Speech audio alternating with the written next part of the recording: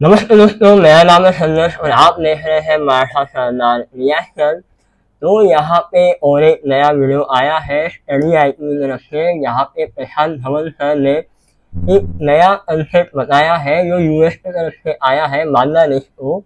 तो अब वीडियो का टाइटल क्या है कि यूएसए एक नई कंट्री बनाना चाहता है बांग्लादेश के अंदर में। तो अब ये क्यों है, कैसे है, हम इस वीडियो में देखेंगे और रिएक्ट करेंगे और मेरा ओपिनियन क्या है इस पूरे टॉपिक को लेके, तो मैं भी आपको बताते चलूँगा। तो शुरू करते हैं ये वीडियो।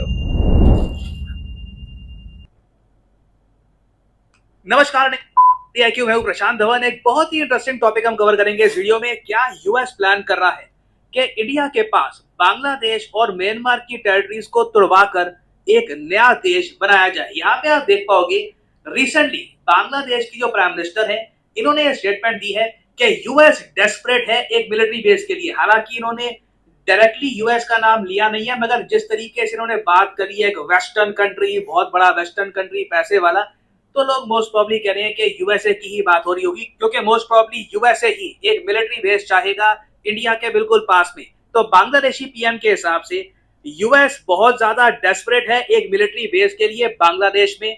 और सिंस इनको ये नहीं मिल रहा, यूएस एक कॉन्स्पिरेसी ये बना रहा है कि क्यों ना एक नई स्टेट, एक नया देश बनाया जाए from Bangladesh and Myanmar.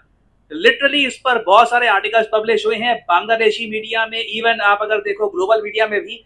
Plot for a Christian state. Now again ये बांग्लादेशी पीएम की कमेंट है कि जो नया देश बनाया जाएगा ये एक क्रिश्चियन कंट्री होगी, बहुत ज्यादा करीब होगी ये यूएसए के, और ये बनाई जाएगी बांग्लादेश और म्यांमार की धरती तोड़ के। आप देखोगे इस पर इतने सारे आर्टिकल्स पब्लिश हुए हैं। और अगेन देखो, यहाँ पे मुझे एक बात ऐड करनी पड़ेगी, अभी तक ये बात प्रूव नहीं हुई है, बस बांग्लादेश की पीएम ने अपनी तरफ से हिंट देके कहा है कि ये यूएस करना चाहता है। और इस वीडियो में और यूएस क्यों आना चाहेगा, मैं आपको यहाँ पे बता दूँ कि यूएस की हमेशा स्ट्रैटेजी रही है कि आप मिलके अपना बेस वहाँ पे बनाओ, यहाँ पे आप एक कंट्री को सॉफ्ट टारगेट कर पाओ।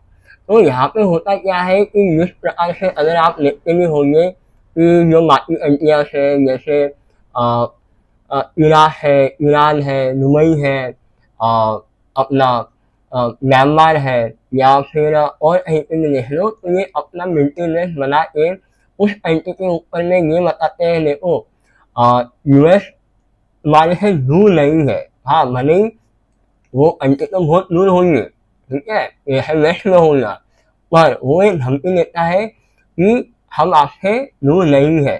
जैसे कि ईरान वॉर में हुआ था, ईरान ने जिस तरीके से हमला किया था इसराइल के ऊपर में, तो यहाँ पे लिखा गया कि अमेरिका से स्टेटमेंट आया था कि देखिए हम आपसे दूर नहीं है। मतलब इसका मतलब क्या हुआ कि जो उनका जो मिलिट्री बेस है वो उसी कंट्री के आसपास में ही होता है। मैं आपको इन डिटेल बताऊंगा कि ये सारा इशू क्या है, बांग्लादेश की पीएम ने कहा क्या है और किस कंटेक्स्ट में ये सारी बातें बोली गई है। This will be very interesting. Now सबसे पहले तो यहाँ पे आपको समझना होगा कि आज के समय यूएस हाथ धो के पड़ा हुआ है बांग्लादेश के पीछे। जी हाँ, हाल ही में आपको बताऊंगा कि बांग्लादेश में हुए चुनाव और चुनाव में शेख हसीना की आराम से जीत हुई है।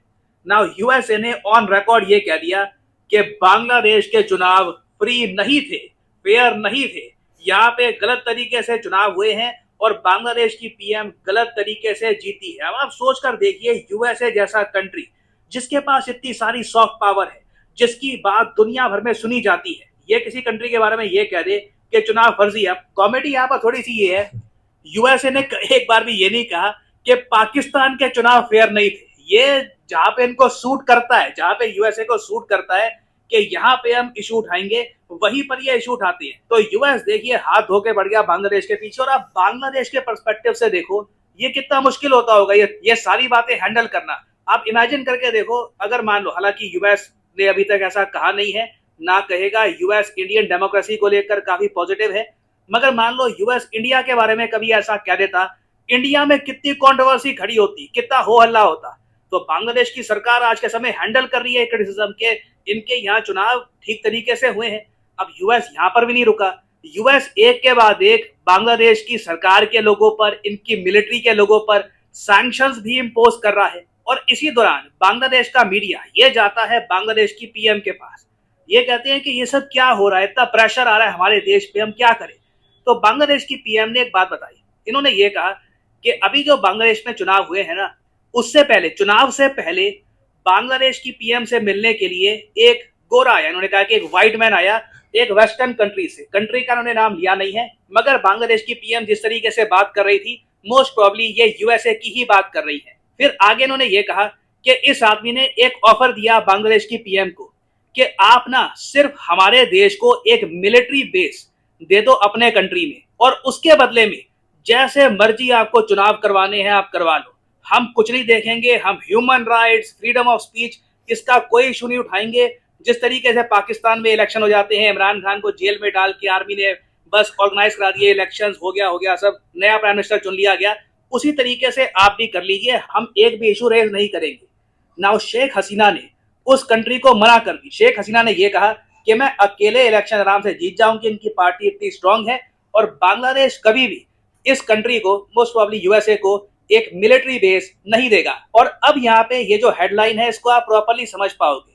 यूएसए डेस्परेट है एक मिलिट्री बेस के लिए इन बांग्लादेश, और सिंस उस वक्त शेख हसीना ने मना कर दिया था कि नहीं, हम आपको एक मिलिट्री बेस नहीं देंगे, अब देखिए बांग्लादेश की पीएम के हिसाब से यूएस पहुंच चुका है प्लान बी पर। प्लान बी के अंडर ये म्यांमार, जो आप कह लीजिए एक एंटी यूएस कंट्री बन चुकी है आज के समय, और बांग्लादेश, इन दोनों कंट्रीज में से एक छोटा सा हिस्सा तोड़कर एक नया देश बना देंगे। ये ईस्ट तिमोर फैशन में एक नया कंट्री बनाया जाएगा, और वहां पे यूएस आराम से फाइनली अपना मिलिट्री बेस बना पाएगा। और ये जो स्टेट, देखिए, मुझे नहीं लगता है कि जो बांग्लादेश और म्यांमार है ये यूएस को अपने एरिया में कुछ करने देगा, क्योंकि आपको पता है कि म्यांमार को पहले वियतनाम कहते थे। तो यहाँ पे वियतनाम में जब वॉर हुआ था, तो उस वॉर में अमेरिका बहुत बुरी तरीके से हारा था। और आज के टाइम में अगर आप म्यांमार की बात करो, तो म्यांमार में चल रहा है जनता रूल, यानी कि वहाँ पे जो मिलिट्री है, मिलिट्री ने टेक ओवर कर रहा हुआ है पूरे म्यांमार को। दूसरी बात रही अपनी बांग्लादेश की, तो बांग्लादेश में आज के समय में जो शेख हसीना है, तो उनको ये पता है कि अगर हमने कोई ऐसा कदम उठाया जहाँ पे अमेरिका को हम कुछ ले पाए, तो यहाँ पे जो इंडिया का जो स्टांस है, तो वो यहाँ पे चेंज हो जाएगा बांग्लादेश को लेके, क्योंकि बांग्लादेश को ये पूरा पक्के से पता है कि ना ही बुरे टाइम में हमारा चाइना साथ लेगा, ना ही बुरे टाइम में अमेरिका साथ लेगा। तो आने वाले समय में, यानी उनका जो खराब समय अगर होता है, तो यहाँ पे जो इंडिया है, इंडिया कभी भी आके उनको मदद कर सकता है।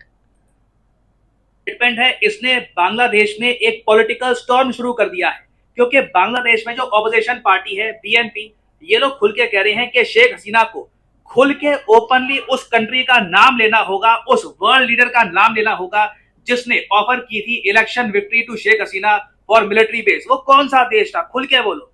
ऑब्वियसली देखिए, बांग्लादेश खुल के तो बोलेगा नहीं। यूएसए या फिर जो भी वो कंट्री था, मान के चल लेते हैं यूएसए ही था, बहुत ज्यादा गुस्सा हो जाएगा, उस केस पे सैंक्शंस और ज्यादा बड़े आ जाएंगे, ट्रेड सैंक्शन लग सकते हैं। यूएसए बिल्कुल भी बर्दाश्त नहीं करेगा कि खुल के उनका नाम लिया जाए, यूएसए का नाम खराब होगा उस केस में। अब यहाँ पे आप एक सवाल पूछ सकते हैं, मगर यूएसए बांग्लादेश में मिलिट्री बेस क्यों चाहेगा? वेल, इसका बहुत ही सिंपल आंसर है। इंडिया पे जो यूएसए की डिपेंडेंस आप कह लीजिए, जो इंडिया की नीड है, ये काफी हद तक एलिमिनेट हो जाती है अगर यूएसए के। मैंने आपको शुरुआत में कहा था कि जो अमेरिका है, अमेरिका इंडिपेंडेंसी कम करना चाहता है इंडिया से, क्योंकि उसको ये पता है कि अगर मुझे कुछ नहीं मिला तो मुझे इंडिया का ही साथ हमेशा लेके चलना पड़ेगा। और आज के टाइम में जो हमारा स्टांस है अमेरिका को लेके, तो अमेरिका कुछ भी बोले, कुछ भी करे, यहाँ पे हम हमारा जो स्टांस है या जो हमारी जो पॉलिसी है, उसको अमेरिका के लिए हम चेंज नहीं करते हैं।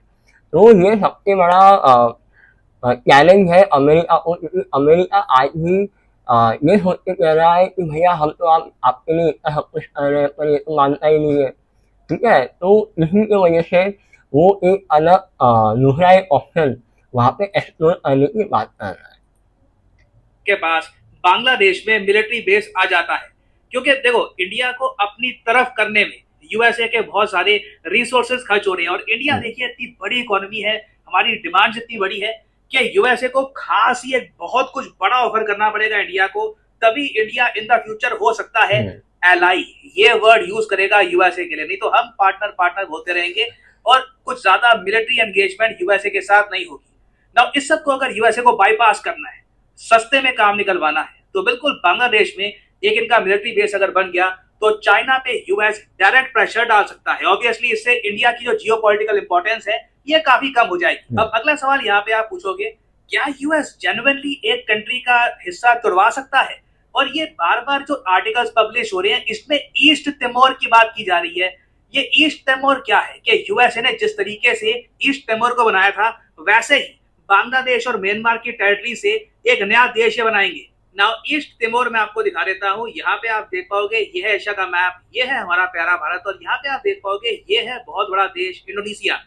नाउ इंडोनेशिया का एक बहुत ही इंपॉर्टेंट पार्ट हुआ करता था ये हिस्सा, यहाँ पे आप देख रहे हैं ये देश, ये है ईस्ट तिमोर, ये एक क्रिश्चियन कंट्री है। 1976 में ये देश इंडोनेशिया से टूट के अलग हो गया था, और आज के समय आप अगर देखें तो ये काफी करीब है टू यूएस और वेस्टर्न पावर्स।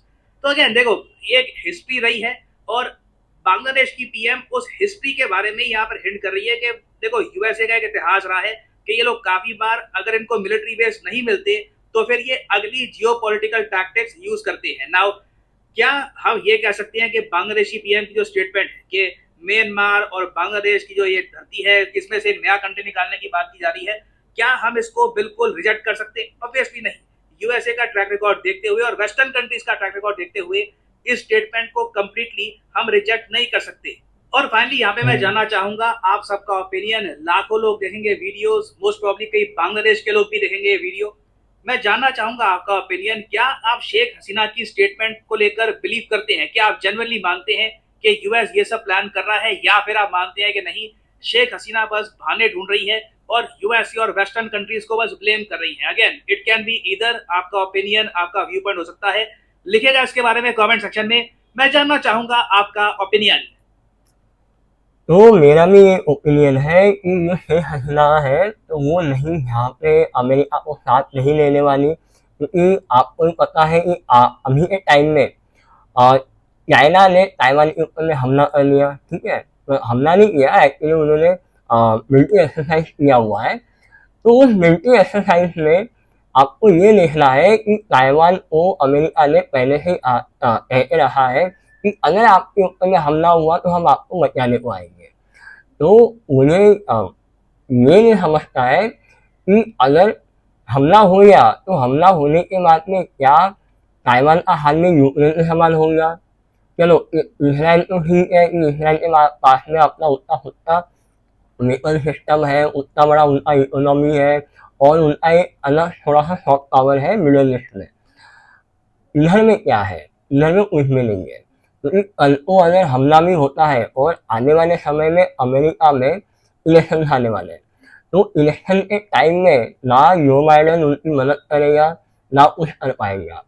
तो यहाँ पे शेख हसीना को भी पता है कि जो अमेरिका को अगर हमने एक बार एंट्री ले लिया तो शायद से यहाँ पे हमेशा ही एक प्रेशर रहेगा कि हम अमेरिका के अंडर में ही काम करें। और फाइनली आपसे पूछूंगा यहाँ पे एक क्वेश्चन, हाल ही में ये जो सुपरसोनिक न्यूक्लियर क्रूज मिसाइल है ये काफी न्यूज में है, इसका नाम है ASMPA। बताइए किस बड़ी सुपर पावर कंट्री ने इस न्यूक्लियर क्रूज मिसाइल को हाल ही में किया है टेस्ट? इस पर बहुत आर्टिकल पब्लिश हुए हैं कि इस कंट्री ने कर दिया है ये टेस्ट। ये है यहाँ पे आपकी ऑप्शंस, रशिया। तो ये था आज का पूरा वीडियो। अगर आपको ये रिएक्शन और मेरा व्यू पसंद आया हो तो इस चैनल को लाइक भी कर देना, वीडियो को भी लाइक कर देना और सब्सक्राइब भी कर देना। तब तक के लिए जय श्री राम, जय हिंद, जय भारत।